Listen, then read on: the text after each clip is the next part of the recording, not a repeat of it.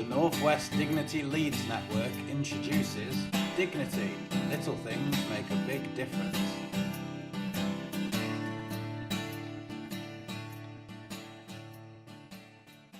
Whether you work in a hospital or a care home, or you support people living in their own homes or who attend community gatherings, it's vital that you understand why dignity is so important. In fact, being treated with dignity is something we all want and expect. You may be a neighbour, daughter, son, grandchild, parent, pupil, friend, work colleague or teammate. Whatever your relationship, you still want to be included, listened to and treated with respect. Dignity is a difficult word to explain, but let's give it a go. Dignity is about valuing individuals, showing fairness and kindness, being respectful and thoughtful, and treating everybody as a unique person and in a way that we'd want to be treated ourselves. To understand dignity, it can help to remember the feelings we've had when things haven't gone so well for us personally. Perhaps you were on the toilet and failed to lock the door properly, then somebody walked in. Maybe someone shouted at you in front of a group of people.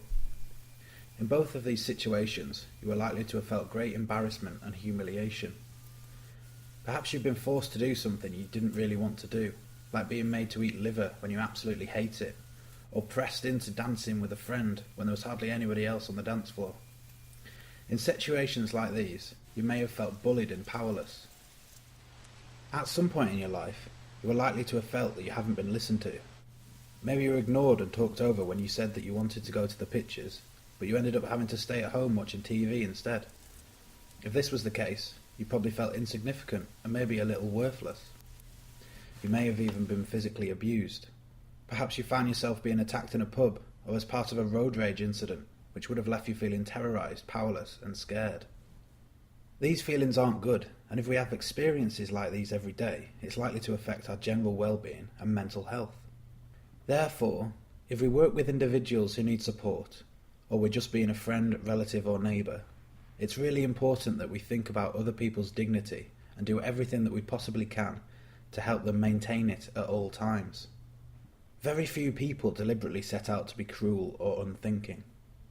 There are some, of course, who do enjoy tormenting others or abusing their power.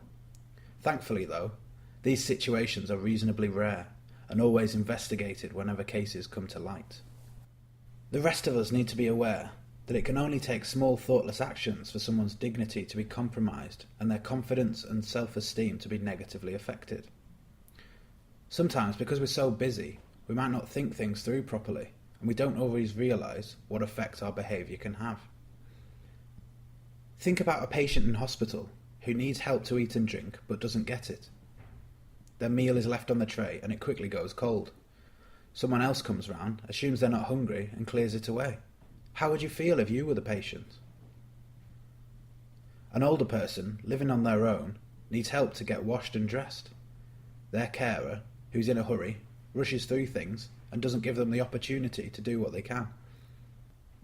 For example, they can easily rinse themselves in the shower or dry parts of their body without help, things that make them feel like they aren't totally dependent on others. The carer then decides what the client will wear without even asking them. How would you feel if you were the client?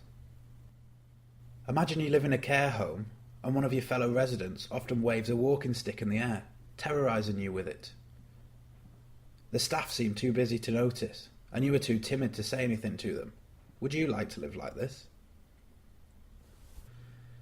A teenager who has a learning disability is a fanatical Manchester United fan and always wears his Man United football shirt. A new support worker says, "I hate the Reds, they're a rubbish team and their fans are rubbish too. In fact, I even hate the colour red." How would you feel if you were the teenager? You're a black mother taking your son to Cubs, and as you're a bit late arriving, you park the car at a slight angle and then quickly run in and deliver him. You return to the car and a white older man says very loudly and slowly in a patronising manner, "We don't park cars like that in this country." How would you feel? Imagine you're a wheelchair user and you turn up for a meeting, but the building isn't wheelchair friendly, even though the person organising the meeting knows about your disability. Would you feel valued? Imagine you're a primary school pupil and one of your friends has a violent epileptic seizure. Your teacher asks you to run next door to get help from another teacher. You do as you're told, and being a little shocked, enter the classroom without knocking. You start to explain what's happened, but the teacher stops you and angrily says, "Go outside and knock before you come back in." How would you feel, and what would you do next? In all these examples, it wouldn't take much to change things so that everybody's dignity was maintained. Just a bit of thought about what we say and do. After all, little things can make a big difference. Everyone has the right to live their lives free from abuse and neglect, and if we ignore the little things, situations can become much more serious, eventually leading to safeguarding investigations.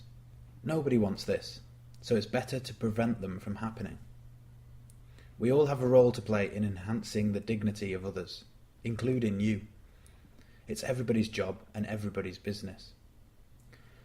Being treated with dignity is a human right, not an optional extra. Make sure that you take a hands-on approach and shout out for dignity whenever you can. You have the power to help make other people's lives better.